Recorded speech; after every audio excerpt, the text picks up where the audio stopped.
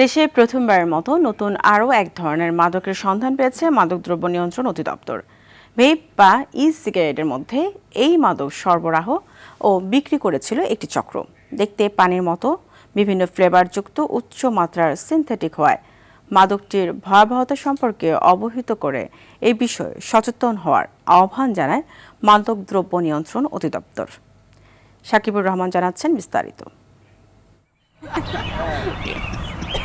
অনেকেই নিকোটিনের আসক্তি কমাতে ভেপ বা ই সিগারেট সেবন করে, তবে এর সাথে মেশানো থাকতে পারে ভয়ঙ্কর মাদক এমডিএমবি। দেশে প্রথমবারের মতো এমন মাদকের সন্ধান পেয়েছে মাদকদ্রব্য নিয়ন্ত্রণ অধিদপ্তর।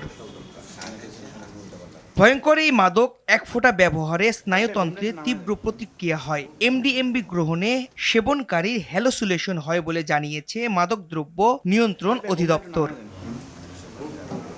মালয়েশিয়া থেকে আসা এই মাদক ই সিগারেটের সাথে মিশিয়ে বিক্রি করছিল একটি চক্র। মূল হোতাসহ চক্রের 4 সদস্যকে গ্রেফতার করা হয়েছে। শুক্রবার সংবাদ সম্মেলনে এমন তথ্য জানায় মাদকদ্রব্য নিয়ন্ত্রণ অধিদপ্তর।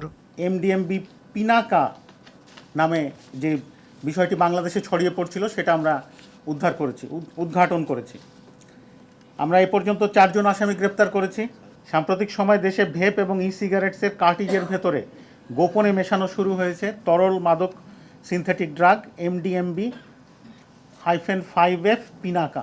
এটার যে কয়েক ফোঁটায় মানুষের স্নায়ুতন্ত্র বিপর্যস্ত করে দিতে সক্ষম।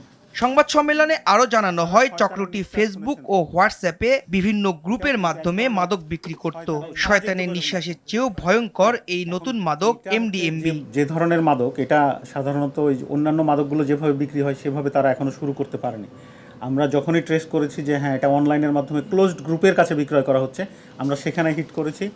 আমরা আমাদের প্রযুক্তি এবং আমাদের ম্যান পাওয়ারকে ইউজ করে right balance of technology and human resource আমরা এটাকে উদ্ধার করেছি। মাদকদ্রব্য নিয়ন্ত্রণ অধিদপ্তর বলছে, এমডিএমবির ভয়াবহতা বিবেচনায় এটিকে খ থেকে ক শ্রেণীভুক্ত করা হবে, যা আন্তর্জাতিকভাবে নেক্সট জেনারেশন সিনথেটিক ড্রাগ হিসেবে ট্রিট করা হচ্ছে। সাকিবুর রহমান, RTV, ঢাকা।